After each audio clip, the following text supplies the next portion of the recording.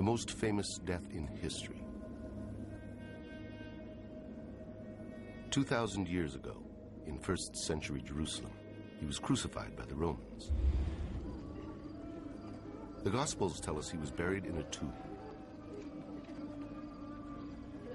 And 2 days later, Mary Magdalene, one of his closest disciples, found the tomb empty.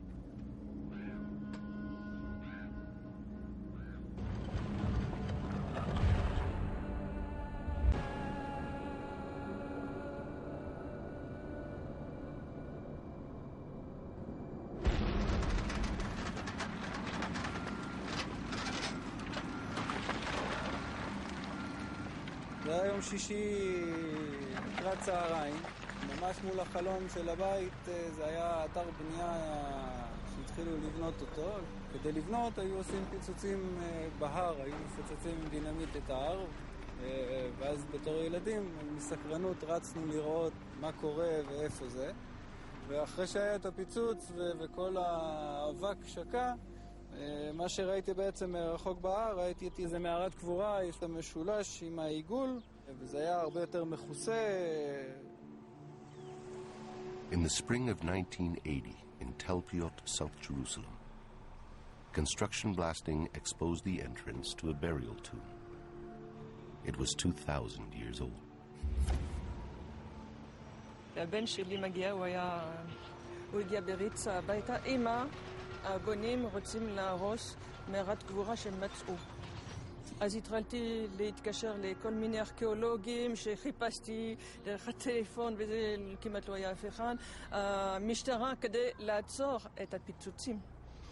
העובדים הלכו הביתה, כי גם זה היה אחד.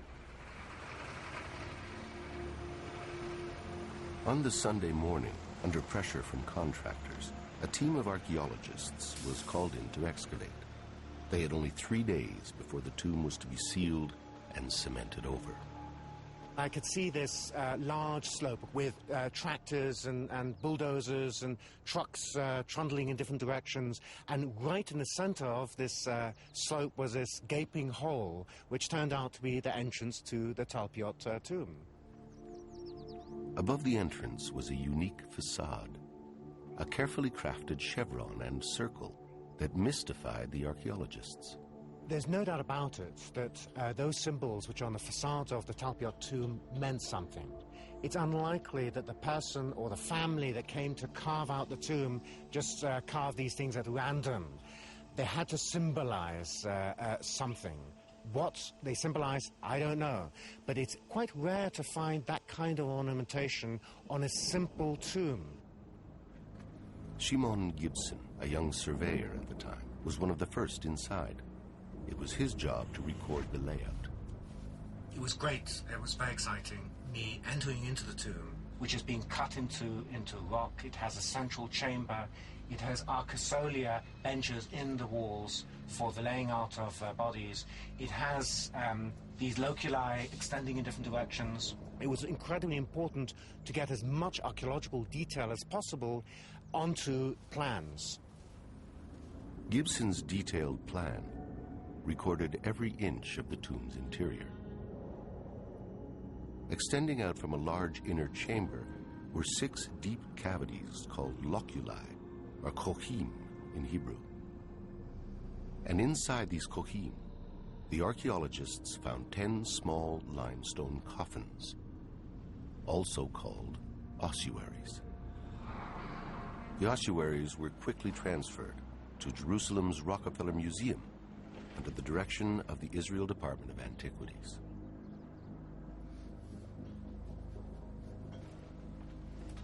The bones and remains found inside were bagged and boxed and put aside for reburial.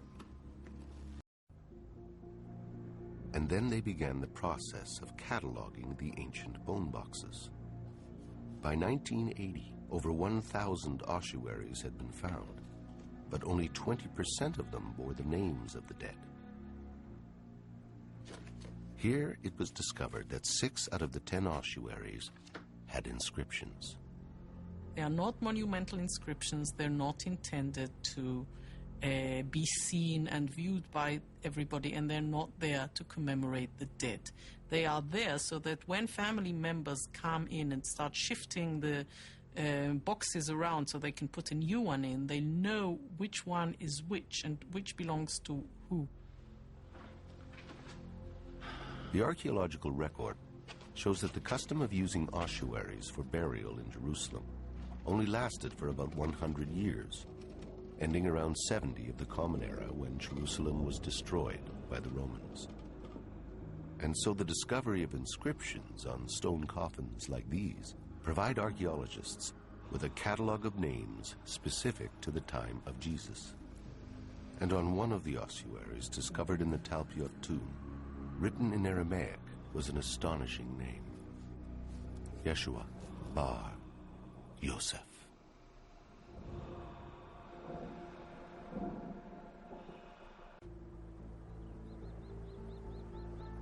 Today, the Jesus son of Joseph ossuary is in the hands of the Israel Antiquities Authority, or IAA, as are the rest of the stone coffins taken from the Talpiot tomb. Most of them have been locked away and stored in this massive warehouse. But why? We've assembled a team of scientists, scholars, and journalists to investigate the 10 ancient bone boxes and to find out why they've been ignored.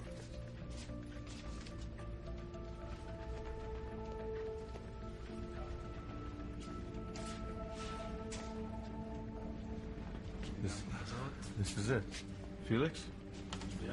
This one is 543. This is it. This is it. Jesus, son of Joseph. Today, it takes an expert in ancient writing like world-renowned Harvard professor Frank Moore Cross to examine the inscription. I have no real doubt that this is to be read Yeshua, and then Yeshua bar Yehoseph, that is Jesus, son of Joseph. Jesus, son of Joseph. Professor Cross's examination of the photograph has now shown us exactly what to look for on the actual coffin. Yud Vav Shin Ein. Yud, Shin, Vav, Ein, Jesus. Bet, Resh, son of. Yud, He, Vav, Samech, Pei, Joseph. Jesus, son of Joseph. It's quite amazing, eh? Amazing is not the word for it. Can this stone coffin be linked to Jesus of Nazareth?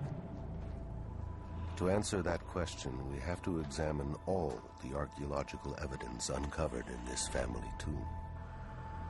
Does it fit with Christian tradition? Does it challenge certain articles of faith? According to Christian faith, Jesus then ascended to heaven. In fact, those who take a strictly historical approach to the Gospels would expect to find Jesus' remains in his family tomb. When he's first buried, it's in a temporary tomb. And later, unless he somehow magically disappears and goes to heaven, which is a position of Christian faith, but if you're going to be historical and realistic, he would be put in a permanent place of burial as a good Jew. Okay? Well, the tomb, you have to have a family tomb. The family tomb of Jesus. If the ossuary found in the Talpiot tomb, marked Jesus, son of Joseph, did at one time contain the mortal remains of Jesus, then all the ossuaries in that tomb would have to belong to members of the Jesus family. On the other 5 ossuaries reported to have inscriptions, we should only expect to find names from the family tree of Jesus.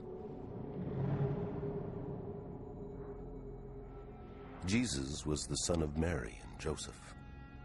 But what many people don't know is that according to Christian tradition, he had 2 sisters, Miriam and Salome. And the Gospel of Matthew tells us he had 4 brothers, Simon, Judah, James, and Joseph.